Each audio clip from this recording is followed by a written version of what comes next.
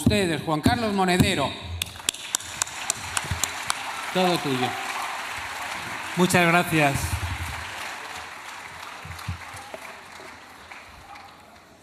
Decimos en la ciencia política que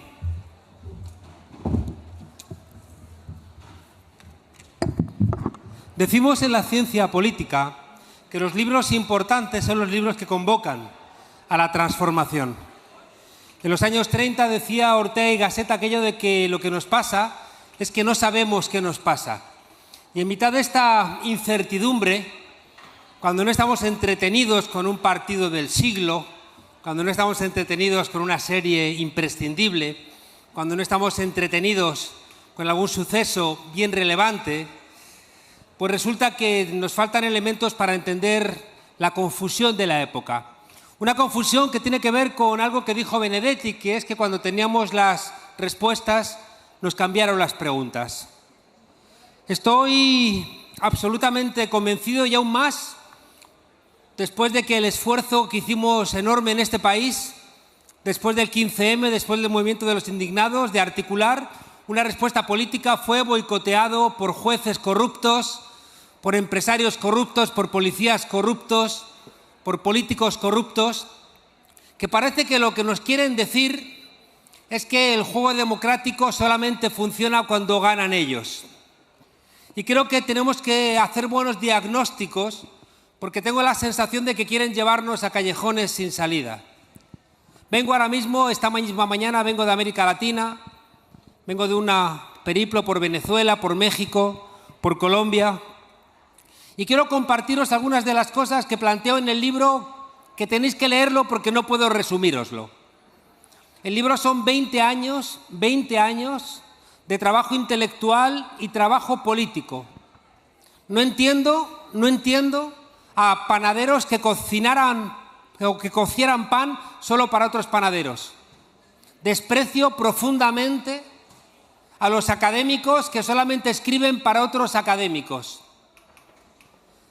La noche del fascismo está otra vez planeando por Europa. El fascismo nació en Italia y está gobernando una señora que se reclama seguidora de Mussolini en Italia. El nazismo nació en Alemania y la segunda fuerza política más poderosa de Alemania, Alternative für Deutschland, campa ya por sus respetos en ese país. En Francia, el país de los colaboracionistas del gobierno de Vichy, acaban de pararle los pies, pero no nos engañemos. La izquierda ha sacado un tercio, Macron otro tercio y la extrema derecha otro tercio.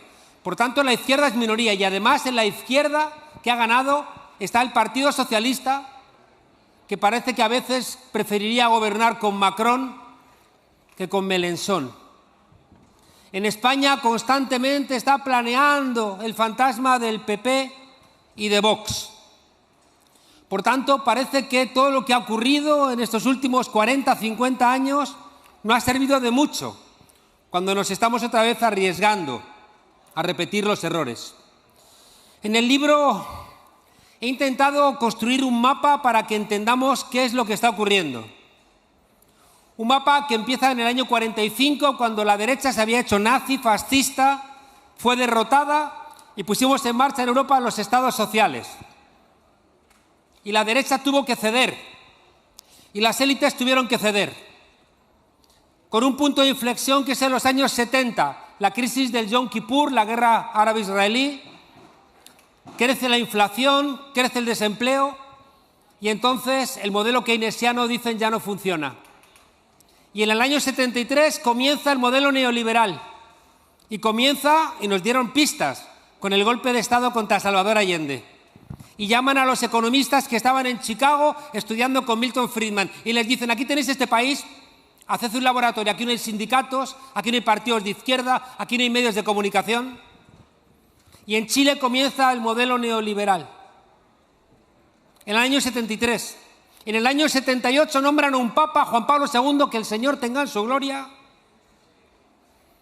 que se encarga, como papa polaco y anticomunista, en destrozar toda la influencia del Concilio Vaticano II, de la Iglesia de los pobres, del Papa bueno, de Juan XXIII, que generó la teología de la liberación, que llevó incluso a algunos curas a tomar las armas para que su pueblo dejara de estar hambreado. En el año 79 gana Margaret Thatcher. En el 81 Ronald Reagan. En el 82 Helmut Kohl, Felipe González, Miguel de la Madrid en México. El modelo neoliberal se fue haciendo hegemónico. El modelo neoliberal lo conocéis todas y todos porque lo habéis sufrido en vuestras carnes. El modelo neoliberal es la apertura de fronteras, es la globalización, es la entrega de la economía española al Banco Central Europeo. Son los tratados de libre comercio en América Latina. El modelo neoliberal es la venta de las empresas públicas. ¿Qué voy a contaros aquí en Asturias? La venta de las empresas públicas, que se las entregó primero Felipe González y luego José María Aznar a sus amiguitos. Y resulta que las empresas más importantes del IBEX 35 hoy en España eran empresas públicas. Y hemos tenido que estar pagando facturas de 200 y 300 euros de gas y de luz porque las hemos privatizado. El modelo neoliberal es la desregulación de la economía para que pudieran hacer lo que les diera la gana, para que los bancos de depósitos fueran también bancos de inversión, para que los vendedores de preferentes como Albert Rivera pudieran engañar a nuestros mayores. El modelo neoliberal es mercantilizar todos los ámbitos de nuestra vida. El modelo neoliberal era contar que lo público no funcionaba y que lo privado era lo realmente relevante. 50 años de bombardeo con esa monserga. Las empresas públicas no funcionan, son las empresas privadas. El interés propio es lo que funciona. Ser egoísta es lo más relevante. Y 50 años bombardeándonos con documentales de National Geographic donde el león tiene derecho a comerse a la gacela. Y encima, un mensaje de fondo bombardeado en las universidades, en las películas, en los anuncios, de que tenemos que ser empresarios de nosotros mismos, que tenemos que vivir la vida como si fuéramos empresarios, estudiar no para aprender. Le preguntaba yo el otro día a mis alumnos, ¿por qué hacéis un doble grado? Y me dijeron, salvo dos benditas chicas, que dijeron, estamos aquí para cambiar el mundo. El resto dijo, estamos haciendo un doble grado para ganar más dinero. La universidad convertida simplemente en un espacio de revalorización de la mano de obra, de la fuerza de trabajo. Nos han imbuido de esa idea de que ser egoísta es la manera de estar en el mundo. Pero resulta que, fijaos, en el año 2008, con la crisis de Lehman Brothers, eso se dinamita. Y esto es muy importante que lo entendamos. Cuando estalla la crisis de 2008, que de repente deciden hacer ajustes brutales, cuando le roban a tantos inmigrantes, a tantas gentes humildes su casa, que llevaban pagando años y se quedan sin empleo, y les roban la vivienda. Y no solamente les roban la vivienda, sino que encima siguen debiendo dinero a los bancos.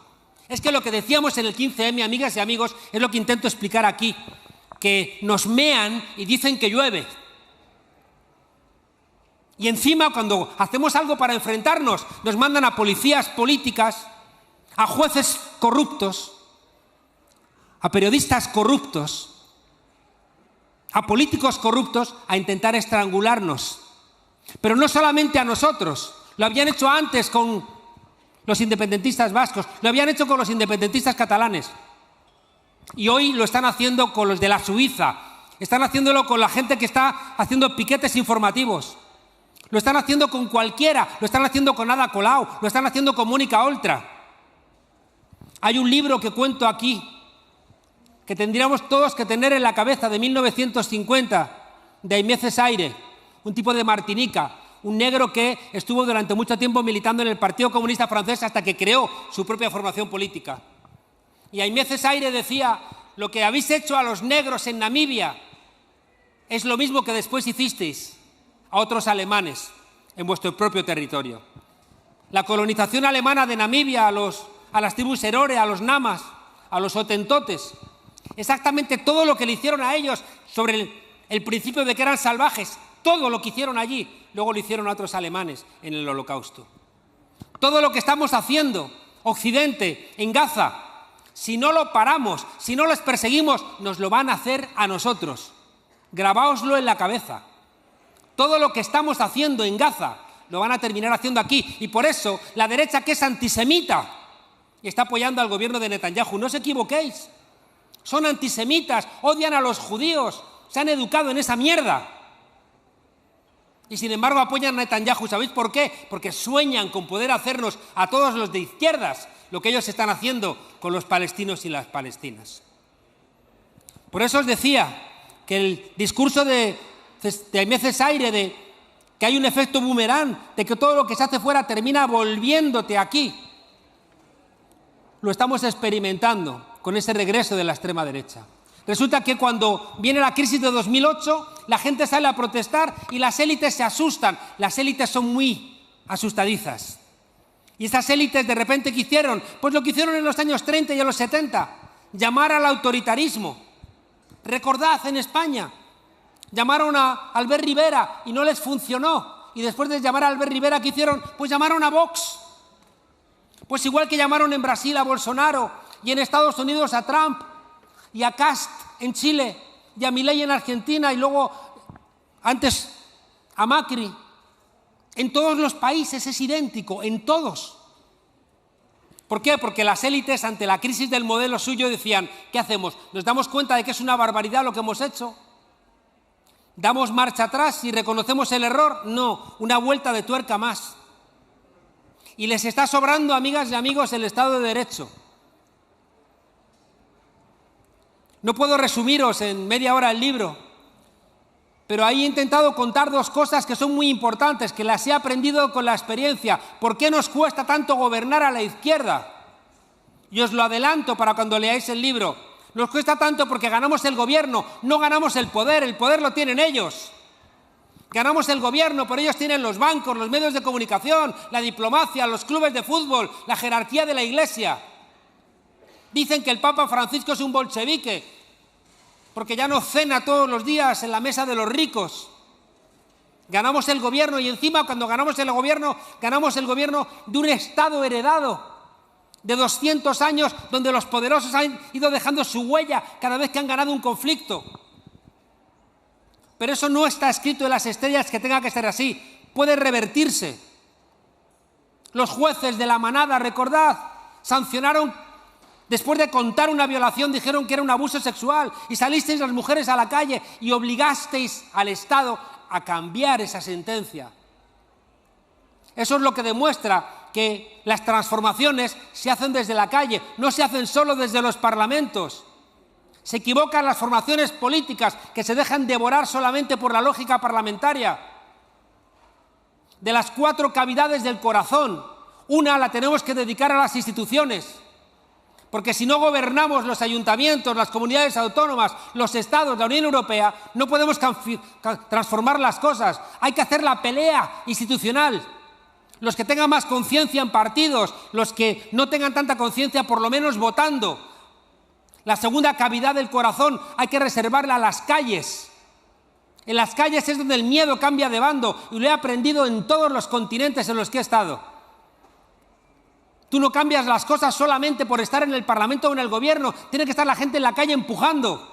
Si no, no cambias las cosas. Por tanto, cada uno de nosotros tiene que saber que no basta votar y desentenderse de la política. Hay que seguir empujando en las calles.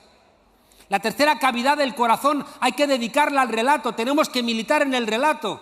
Vivimos en la era de las mentiras. Cuento en el libro una historia, no sé el tiempo que ya me habré comido el tiempo. Os cuento rápidamente una cosa en el libro que narro que me estremeció. En los años 80 hubo una campaña contra la Nestlé, la del chocolate, que se llamaba Baby Killers, asesinos de niños. Y era porque la Nestlé, en su infame lógica del beneficio, no se le ocurrió otra cosa que en América Latina y en África decir que las malas madres eran las que daban el pecho y que las buenas madres eran las que daban leche en polvo, leche de fórmula la llamaban. Y resulta que en África y en América Latina no hay agua potable. Y bombardearon a las madres con supuestas doctoras que le regalaban la leche en polvo. Si usted es una buena madre, tiene que darle esta leche al niño porque su niño no se va a enfermar. Si su niño está enfermo es porque le está dando el pecho. Fijaos qué delincuentes. Matazón enorme en África y en América Latina. Y un grupo de religiosos montó una campaña Baby Killers, asesinos de niños. ¿Y sabéis qué hizo la Nestlé? Cuando se tradujo el folleto en Suiza al alemán, decidieron ponerles una querella y entonces aquel escándalo creció y se hizo mundial. ¿Y sabéis qué hicieron los sinvergüenzas de la Nestlé? En vez de dar marcha atrás y pedir perdón y resarcir a las víctimas, lo que dijeron fue: vamos a partirles la madre a estos. Y contrataron a un tipo de la inteligencia norteamericana, a Rafael Pagan, y le dijo: termina con estos. Y tomad nota, ¿sabéis lo que hizo Pagan? Dijo: hay que crear en este movimiento 4 grupos. Hay que identificar a los radicales, le llamaba. Los radicales eran los coherentes, la gente que había empezado el movimiento, la gente que había hecho el estudio, la gente que había establecido las claves y las causalidades que demostraban que esa gente había asesinado a niños.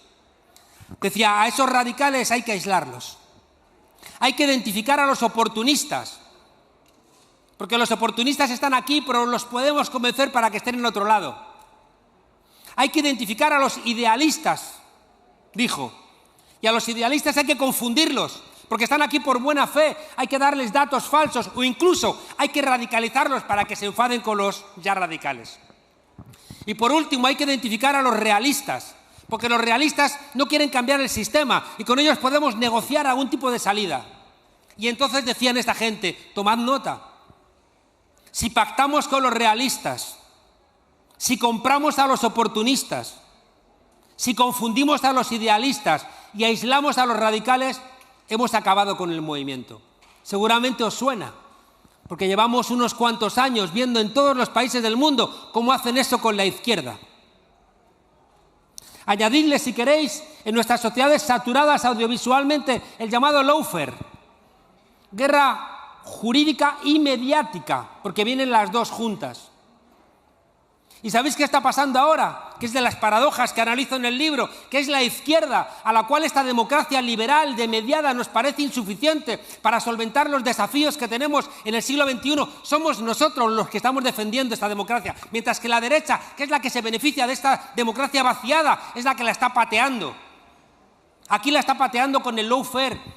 Aquí la está pateando con policías patrióticas que son sinvergüenzas y delincuentes. La está pateando con jueces corruptos, con medios de comunicación corruptos. En América Latina dan un pasito más y si pueden dan golpes de Estado. De manera que somos nosotros los que estamos defendiendo esta democracia quebrada, mientras que ellos se permiten el lujo de despreciarla.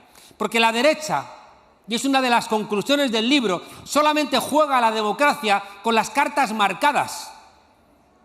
Y por eso os decía que necesitamos tener una parte del corazón en las instituciones, otra en las calles, otra en el relato, militar en el relato, que no nos engañen, tener información, estar aquí, leer los libros, discutir con los compañeros, dejar de una vez por todas ese vertedero que se ha convertido Twitter, donde parece que vale igual la opinión de Einstein que de un terraplanista.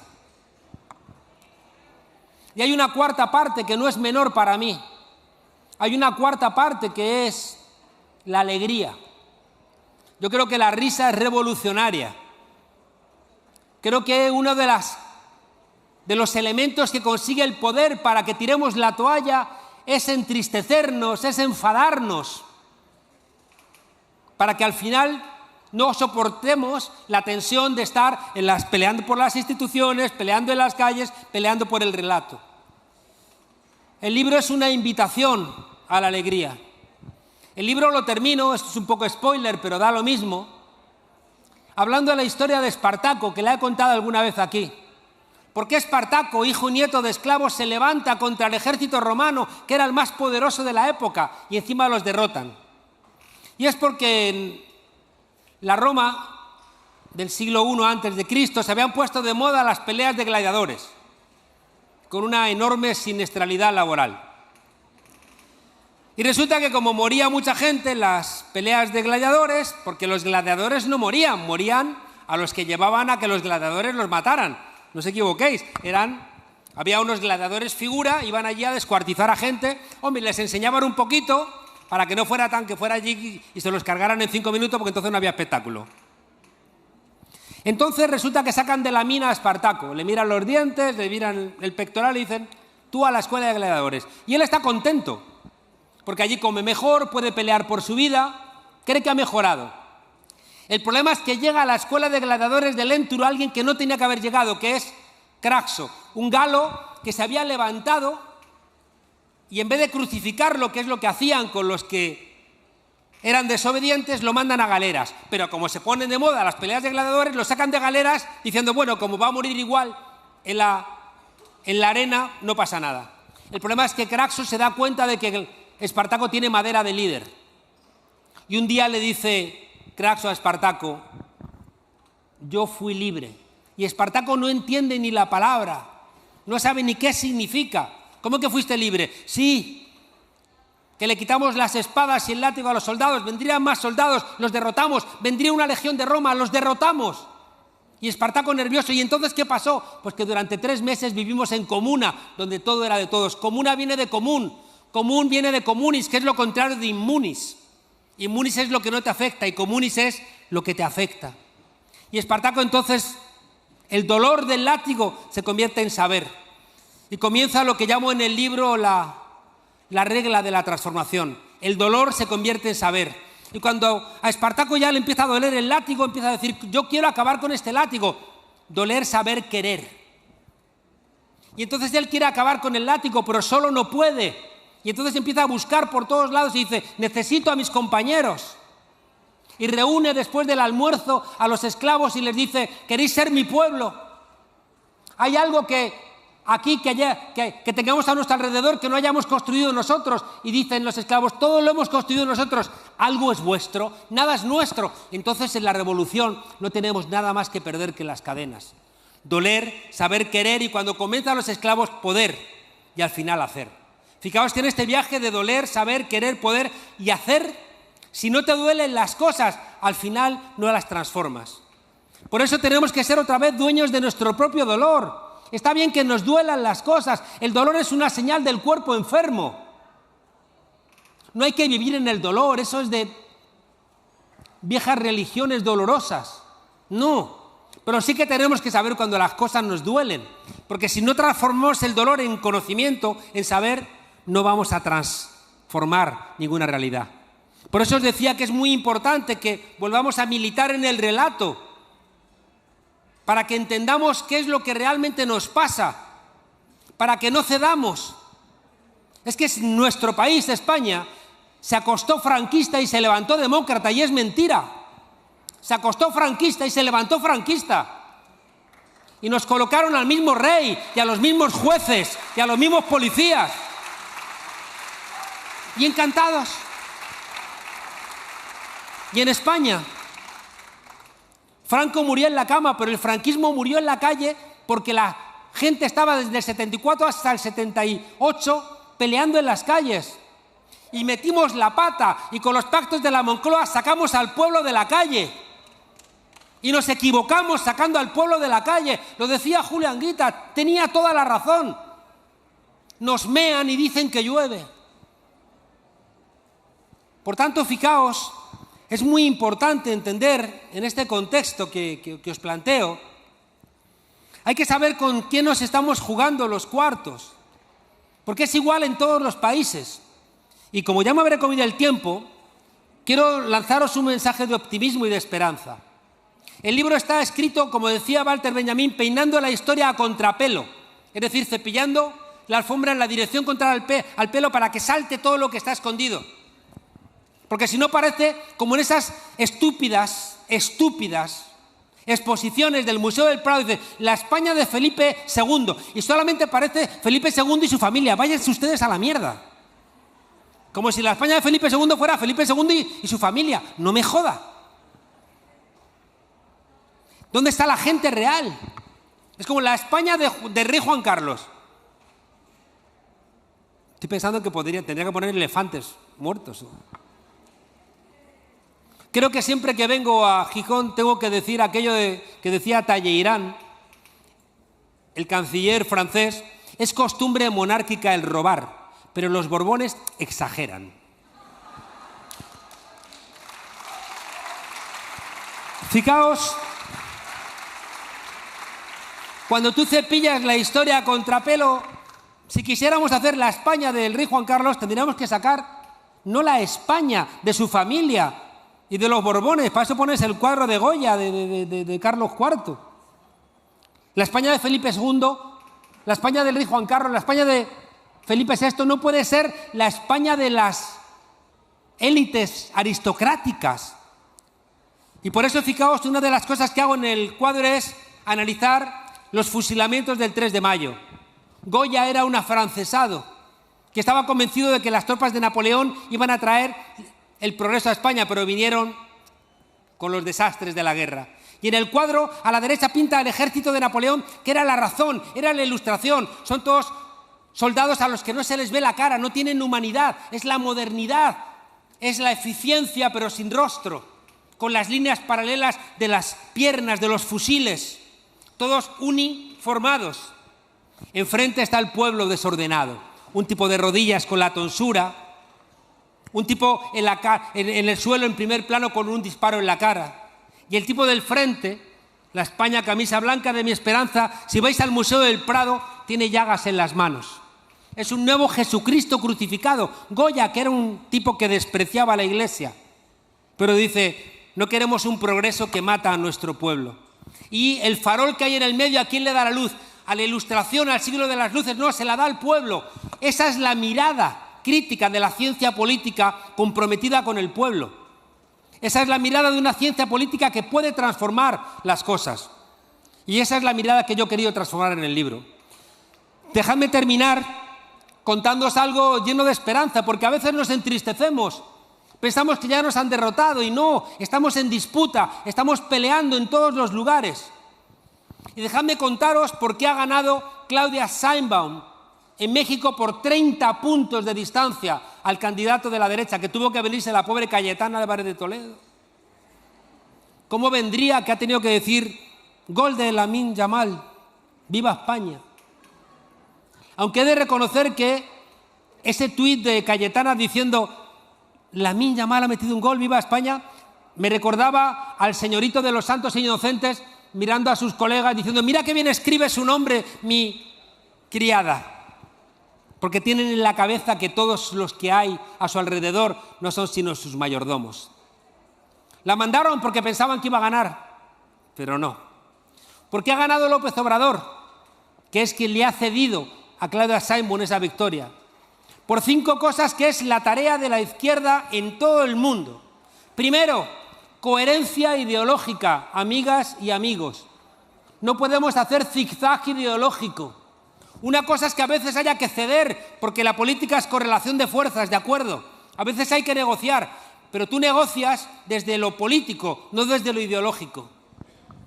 Decía Gramsci, y ese es el corazón de este libro, decía Gramsci, tomad nota, decía, hay que golpear al adversario políticamente donde es más débil e intelectualmente donde es más fuerte.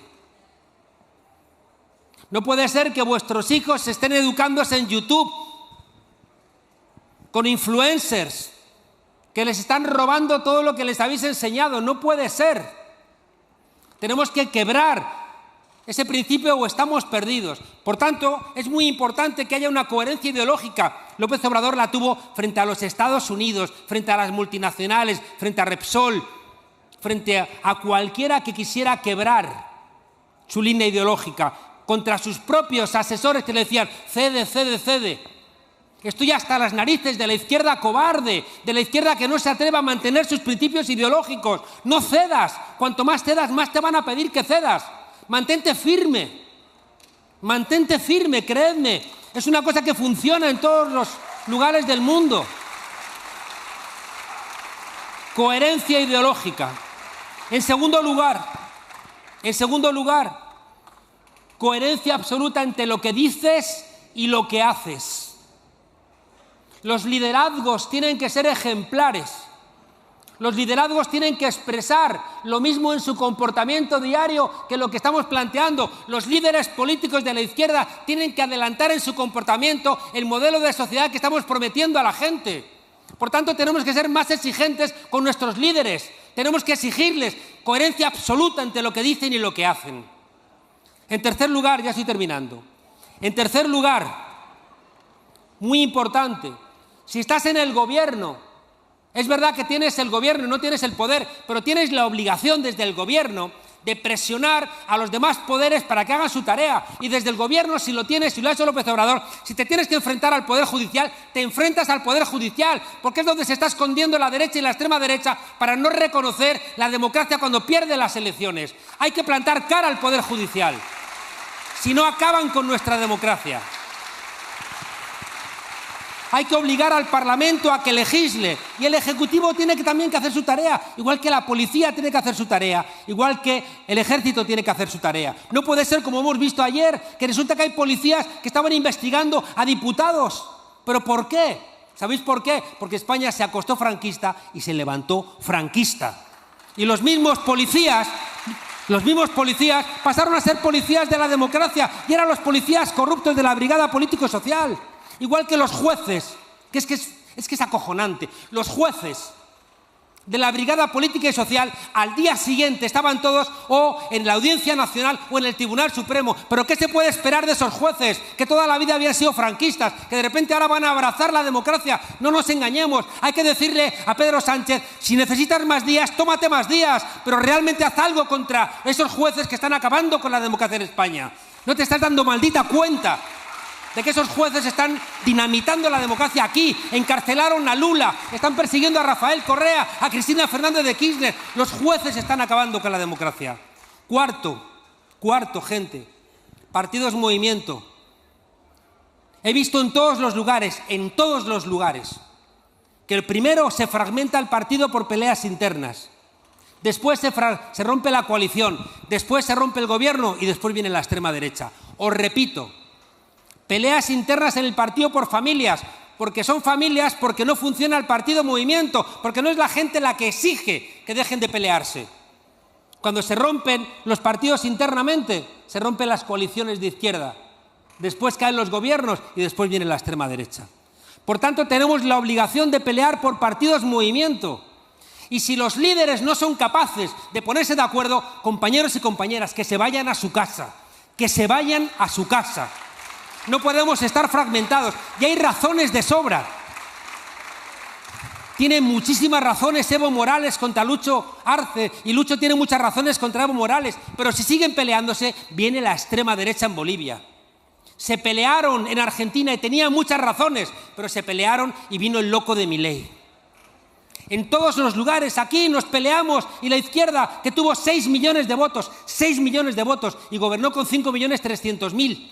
Con 5.300.000, Pedro Sánchez, pero la pelea interna hace que esté rondando la derecha con la extrema derecha o que el Partido Socialista pacte con el PP la renovación del Consejo General del Poder Judicial, que es regresar al bipartidismo. Y uno dice, ¿tanto esfuerzo estos 10 años otra vez para repetir la misma mierda? Por tanto, gente, hay que pelear por el partido movimiento. Y lo último, y ahí nos compete a todos nosotros, hay que comunicar de otra manera. Comunicar no es... Y hay una experiencia personal, comunicar no es solamente estar en los medios de comunicación, no es estar en las televisiones o en las redes, hay que bajar a la calle, a estar aquí con la gente, a que te toquen, a que te escuchen, a que te vean, a que sepan si estás diciendo la verdad o estás contando milongas. No valen partidos posmodernos que solamente creen que por salir en la televisión ya lo tienen todo logrado. No, López Obrador se ha recorrido 4 veces México. Hay que estar en la calle. Hay que también, por supuesto, estar en los medios de comunicación, pero hay que estar también en las calles, si no, no funciona. Por tanto, al final, en el libro cuento 2 capítulos muy importantes. Uno es ¿por qué nos cuesta tanto gobernar? Y el otro es ¿cómo podemos construir esos partidos movimiento? Os lo resumiría, por entonces no compraríais el libro y tenéis que poneros un poquito en marcha.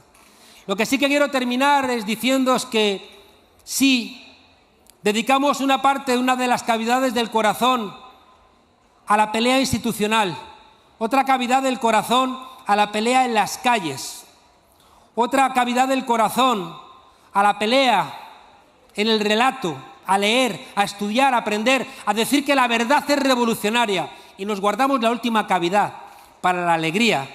Se nos llenará la cabeza de conciencia y, como siempre digo, nombrando a mi amigo Bertolt Brecht, solo los pueblos con conciencia son los pueblos que tienen esperanza. Adelante, compañeras y compañeros.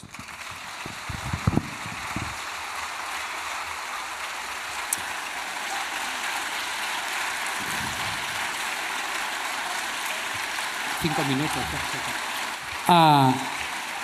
Juan Carlos va a volver a estar aquí a las 9 de la noche, me parece, porque ha hecho un maravilloso prólogo para el libro que os vamos a regalar conteniendo la exposición de Palestina, de cómic de este año. Hizo un prólogo súper brillante, así es que os aconsejo que volváis, tengáis el libro y los escuchéis a los autores y a ellos. Y ahora eso, muchas gracias Juan Carlos por estar aquí una vez más. Creo que tienes varias actividades que te esperan por ahí tus fans y los de una foto. Y bueno. ¡Gente, unidad! ¡Unidad! ¡Unidad! Vale. Y va a estar firmando ahora y libros. Esto es para que compréis el libro. Mucho aplaudir, pero como no le compréis el libro, poco habremos logrado.